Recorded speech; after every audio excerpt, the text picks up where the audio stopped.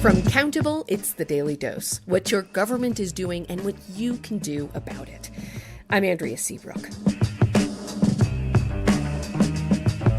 Tick-tock, tick-tock, tick-tock. You hear that?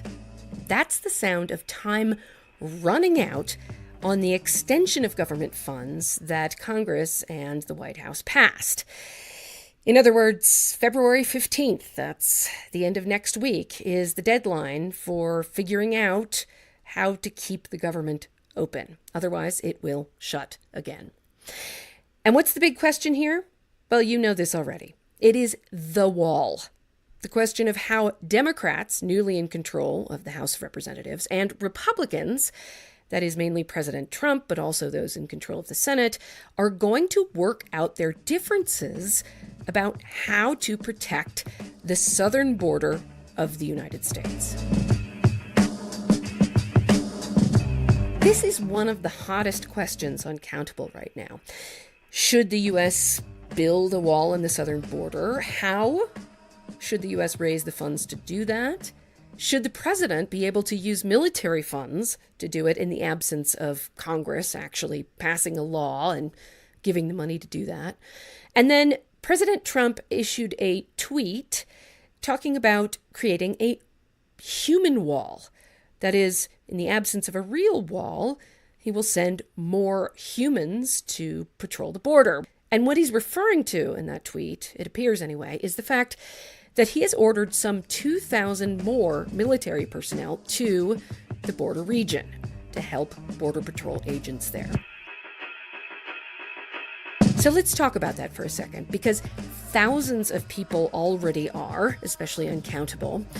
Do you support President Trump using military funds to build a border wall? The acting Secretary of Defense told reporters that the troops there will help Border Patrol string up hundreds more miles of what's called concertina wire.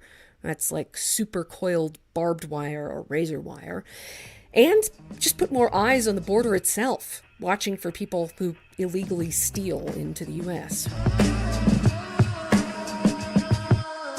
Here are some of the answers that Countable users have put forward. This is from user Eugene on the question of whether military funds should be used to create a border wall.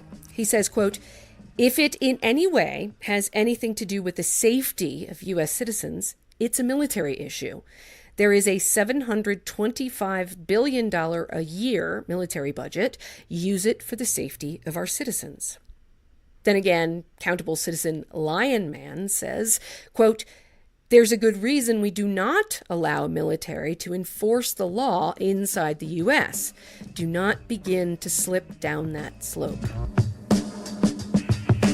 Now, this is a fascinating discussion. One, it turns out, we've been having in the United States for a couple hundred years, pretty much since the U.S. has existed. The question is how to balance military power with civilian power.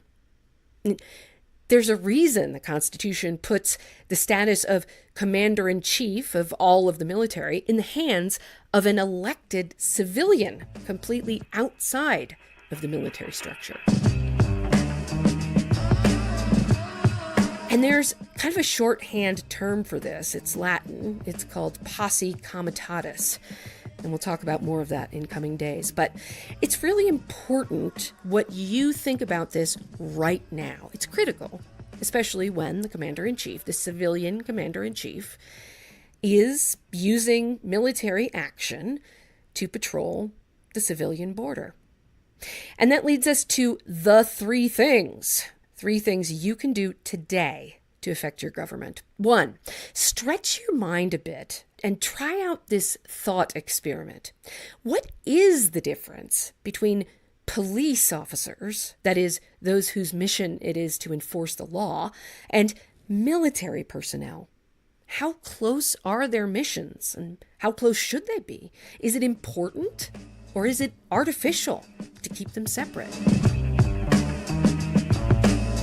2, take a look at what President Trump is proposing here. What do you think about sending military troops to the U.S. border? Does it make sense? Do you have any reservations?